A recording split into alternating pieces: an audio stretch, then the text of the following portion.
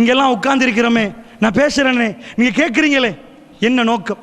மறுமையில் அல்லாஹ்வுடைய சன்னிதானத்தில் முன்னாடி போய் நிற்கிற நேரம், கது கஃபர்து லக், உன்னை நான் மன்னித்து விட்டேன் என்ற ஒரே ஒரு வார்த்தை ரப்புல் இஸ்ஸத் சொல்ல வேண்டும் என்பதற்குத்தான் இவ்வளவு பாடுபடுகிறோம். அல்லாஹ்வுடைய நல்லடியார்களே, அதாவது ஜுல் அர்ஷில் மஜீத் ஃபஅலுல் லிமா யுரீத், எங்களை கூட்டி அழைக்கிற நேரம், கது கஃபர்து லக், உன்னை மன்னித்து விட்டேன், போ சுவர்க்கத்துக்கு, இந்த ஒரே ஒரு வார்த்தைக்காக வேண்டித்தான் இவ்வளவு நாங்கள் பாடுபடுகிறோம் என்றால், அல்லாஹ்வுடைய நல்லடியார்களே, அவ்வளவு இபாதத்தோட போற கூட்டம். சஹாபாக்களை பார்த்து ரசூலுல்லாஹ் சொல்லுவாங்க, துகளாக்கி தூசாக்கி ஒன்றுமில்லாமல் ஆக்கிடுவான். அல்லாஹ் நீதமானவன், ஒரு போதும் கஷ்டப்பட்டதை எல்லாம் இல்லாமல் ஆக்க மாட்டான். சஹாபாக்கள் பதறி போய் கேட்பார்கள், யார சொல்லலாம், அவருடைய பண்புகளை கொஞ்சம் சொல்லுங்களேன், அவர்கள் யார் என்று சொல்லுங்களேன், யார சொல்லலாம். இன்னஹும் பி இஹ்வானிக்கும், அவர்கள் உங்களுடைய சகோதரர்கள் என்றாங்க ரசூலுல்லாஹ், உங்களுடைய சகோதரர்கள் என்றாங்க. இன்னஹும் பி ஜில்திக்கும், உங்களுக்கு என்ன தோல் இருக்குதோ அதே தோல் என்றாங்க. நீங்க யாரு என்ன தோல் இருக்குதோ அதே தோல் உங்களுடைய சகோதரர்கள். யஹுதூன பில்லைலி கமா தஹுதூனஹு, இதெண்டா நடக்கவே நடக்காது. நீங்கள் எப்படி இரவை தொழுவீர்களோ அப்படி அவர்கள் இரவில் தொழுவார்கள்.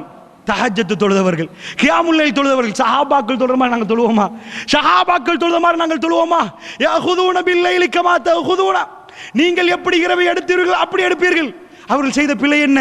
வைஸா ஹலவ், அவர்கள் தனிமையானால் அல்லாஹ்வுடைய வரம்பை சிம்பிளா மீறுவார்கள். இபாதத்தில் அப்படி, ஆனா கல்புல ஒன்றுமே இல்லை.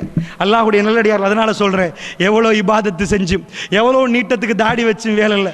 ரசூலுல்லாஹ்ட்ட வந்து ஒரு ஆள் கேட்கிறார், யார் ரசூலல்லாஹ், ஒரு தோழர் கேட்கிறார், யார் ரசூலல்லாஹ், ஒரு பெண்ணை பார்க்கிறேன், அப்படி இபாதத்து செய்கிறார், அவ்வளோ வணக்க வழிபாட்டில் ஈடுபடுறா, அண்டை வீட்டார் விஷயத்தில் நிறைய பிரச்சனை. நீங்க சொல்லியிருக்கிறீங்களே, மன்கான யுமினு பில்லாஹி வல் யௌமில் ஆகிர் ஃபல்யுக்ரிம் ஜாரஹு, யார் அல்லாஹ்வை மறுமையை நம்புகிறார்களோ அவர் அண்டை வீட்டார் விஷயத்தில் நன்றாக நடந்து கொள்ளட்டும். யார் ரசூலல்லாஹ், அந்த பெண் அண்டை வீட்டாரோடு எப்போ பார்த்தாலும் பிரச்சனை.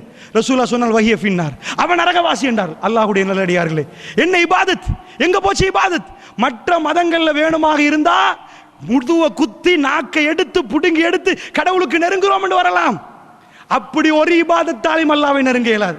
தக்வா இல்லாமல், தக்வா இல்லாமல் எந்த அளவுக்கு கண்டா ரசூல் ஸல்லல்லாஹு அலைஹி வஸல்லம், அதான் புரிந்து கொள்வதற்கு சொல்றேன். அல்லாஹ்வுடைய நல்லடியார்கள், இபாதத்துக்கு பின்னாடி தக்வா இருக்கணும், கல்புல அந்த இறையச்சம் இருக்கணும். அந்த இறையச்சம் இல்லாவிட்டால் அல்லாஹ்வை நெருங்கவே முடியாது. அல்லாஹ் தூக்கி வீசி விடுவான் அமல்களை எல்லாத்தையும். ஏன்? தக்வா இல்லை. இப்படி எக்கச்சக்கமான ஹதீஸ், ஒன்று ரெண்டு ஹதீஸ்கள் அல்ல, மறுமையில் அல்லாஹ்வுடைய விசாரணையில் எக்கச்சக்கமான ஹதீஸ்களை பார்க்கலாம்.